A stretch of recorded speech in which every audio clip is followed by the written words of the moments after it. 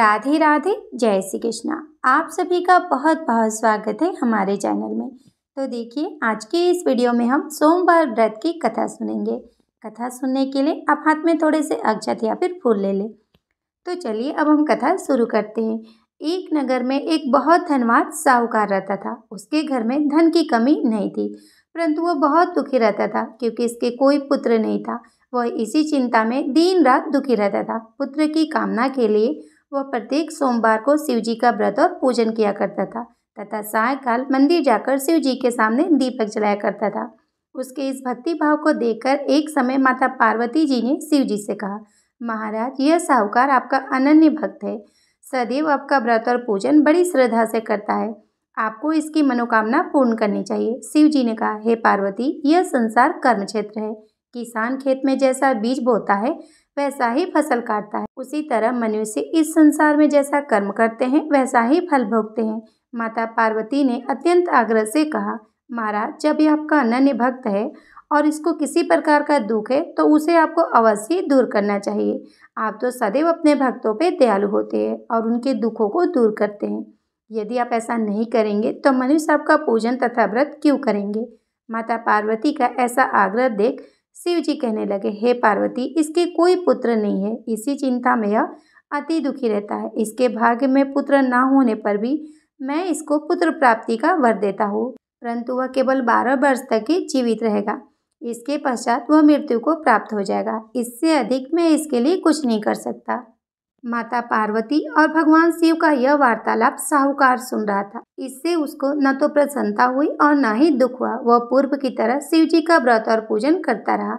कुछ समय बाद साहूकार की स्त्री गर्भवती हुई और 10वें महीने उसके गर्भ से अति सुंदर पुत्र उत्पन्न हुआ।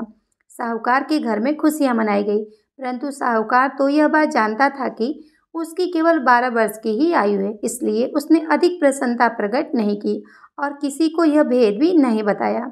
जब वह बालक 11 वर्ष का हो गया तो बालक की माता ने उसके पिता से उसका विवाह करने के लिए कहा। साहूकार ने कहा, अभी मैं इसका विवाह नहीं करूँगा, मैं अपने पुत्र को काशी पढ़ने के लिए भेजूँगा। साहूकार ने बालक के मामा को बुलाकर उसको बहुत सा धन देकर कहा, तुम इस बालक को काशी में पढ़ने के लिए ले जाओ और रास्ते में जिस स्थान पर भी जाओ वहाँ यज्ञ करते, ब्राह्मणों को भोजन कराते तथा दक्षिणा देते हुए जाना। दोनों मामा भांजे यज्ञ करते, ब्राह्मणों को भोजन कराते तथा दक्षिणा देते काशी की ओर चल पड़े। रास्ते में एक नगर पड़ा। उस नगर के राजा की कन्या का विवाह था, परंतु जो राजकुमार विवाह कराने के लिए आया था वह एक आंख से काना था। उसके पिता राजा को इस बात की बड़ी चिंता थी कि कहीं राजकुमार को देख राजकुमारी तथा उसके माता पिता विवाह में किसी प्रकार की अड़चन न पैदा कर दे। जब उसने सेठ के अति सुंदर इस लड़के को देखा तो मन में विचार किया कि क्यों न द्वाराचार के समय इसी लड़के से वर की सारी रस्में पूरी की जाए। ऐसा मन में विचार कर राजकुमार के पिता ने उस साहूकार के लड़के और उसके मामा से बात की। वे राजी हो गए। फिर उस साहूकार के लड़के को वर के कपड़े पहनाकर तथा घोड़ी पर बैठाकर कन्या के द्वार पर ले गए। कार्य प्रसन्नता से पूर्ण हो गया।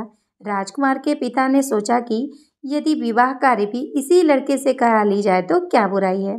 ऐसा विचार कर लड़के और उसके मामा से कहा, यदि आप फेरू और कन्यादान के काम को भी करा दे तो आपकी बड़ी कृपा होगी, मैं इसके बदले आपको बहुत सा धन दूंगा। दोनों ने इसे सहर्षि स्वीकार कर लिया। विवाह कार्य अच्छे से संपन्न हो गया। सेठ का पुत्र जिस समय जाने लगा तो उसने राजकुमारी की चुंडी के पल्ले पर लिख दिया, तेरा विवाह मेरे साथ हुआ है, परंतु जिस राजकुमार के साथ तुझको भेजेंगे वह एक आंख से काना है। मैं काशी पढ़ने जा रहा हूँ।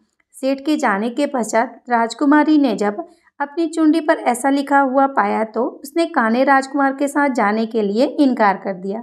उसने अपने माता पिता को सारी बात बता दी और कहा कि यह मेरा पति नहीं है, मेरा विवाह इसके साथ नहीं हुआ है। जिस वर के साथ मेरा विवाह हुआ है वो तो काशी पढ़ने गया है। राजकुमारी के माता पिता ने अपनी कन्या को विदा नहीं किया और बारात वापस चली गई। उधर सेठ का लड़का और उसका मामा काशी पहुंच गए। वहां जाकर उन्होंने यज्ञ करना और लड़के ने पढ़ना शुरू कर दिया। जिस दिन लड़की की आयु 12 साल की हो गई उस दिन मामा ने यज्ञ रचा था। लड़के ने अपने मामा से आकर कहा, मामा जी, आज मेरी तबीयत कुछ ठीक नहीं है। मामा ने कहा, अंदर जाकर सो जाओ। लड़का अंदर जाकर सो गया और थोड़ी देर में उसके प्राण निकल गए। जब उसके मामा ने आकर देखा कि उसका भांजा मृत पड़ा है तो उसको बड़ा दुख हुआ। उसने सोचा कि अगर मैं अभी रोना पीटना मचा दूंगा तो यज्ञ का कार्य अधूरा रह जाएगा। अतः उसने जल्दी से यज्ञ का कार्य समाप्त करवाकर ब्राह्मणों को जाने के बाद रोना पीटना शुरू कर दिया। संयोगवश उसी समय माता पार्वती जी और शिव जी उधर से गुजर रहे थे। जब उन्होंने जोर जोर से रोने की आवाज सुनी तो माता पार्वती जी कहने लगी, हे महाराज, कोई दुखिया रो रहा है, इसके कष्ट को दूर कीजिए। जब पार्वती जी और शिव जी वहां पहुंचे तो उन्होंने पाया कि वहां एक लड़का मरा पड़ा है। माता पार्वती कहने लगी, महाराज, ये तो उसी सेठ का लड़का है जो आपके वरदान से उत्पन्न हुआ था। शिव जी ने कहा, हे पार्वती, इसकी आयु इतनी ही थी, वह यह भोग चुका है। तब पार्वती जी ने कहा, हे महाराज, इस बालक को और आयु दे, नहीं तो इसके माता पिता तड़प तड़प कर मर जाएंगे। माता पार्वती के बार बार आग्रह करने पर शिव जी ने उसको जीवन का वरदान दिया। शिव जी की कृपा से वह लड़का जीवित हो गया। इसके बाद शिव जी और पार्वती जी कैलाश पर्वत को चले गए। शिक्षा पूरी होने पर वह लड़का और उसका मामा उसी प्रकार यज्ञ करते, ब्राह्मणों को भोजन कराते तथा दक्षिणा देते अपने घर की ओर चल पड़े। रास्ते में उसी नगर में आए जहाँ उस लड़के का वहाँ की राजकुमारी से विवाह हुआ था। वहाँ आकर उन्होंने यज्ञ आरंभ कर दिया। उस लड़के के ससुर वहाँ के राजा ने उसको पहचान लिया और महल में ले जाकर उसकी बहुत आवभगत की। बहुत से दास दासियों सहित आदर पूर्वक अपनी राजकुमारी और जमाई को विदा किया। जब वे अपने नगर के निकट आए तो मामा ने कहा कि मैं पहले तुम्हारे घर जाकर तुम्हारे माता पिता को खबर कराता हूँ। जब उस लड़के का मामा घर पहुंचा तो उसने देखा कि लड़के के माता पिता घर की छत पर बैठे हैं। उन्होंने यह प्रण कर रखा था कि यदि हमारा पुत्र सकुशल लौट आया तो हम राजी खुशी नीचे आ जाएंगे, नहीं तो छत से कूदकर अपने प्राण दे देंगे। उस लड़के के मामा ने आकर जब यह समाचार दिया कि आपका पुत्र आ गया है, तब उनको विश्वास नहीं हुआ। उसके मामा ने शपथपूर्वक कहा कि आपका पुत्र अपनी पत्नी तथा बहुत सा धन साथ लेकर आया है। तो सेठ प्रसन्नता से भर उठा। सेठ सेठानी आनंद पूर्वक नीचे आए। बाहर आकर उन्होंने अपने पुत्र तथा उसकी पत्नी का भरपूर स्वागत किया। सभी प्रसन्नता के साथ रहने लगी।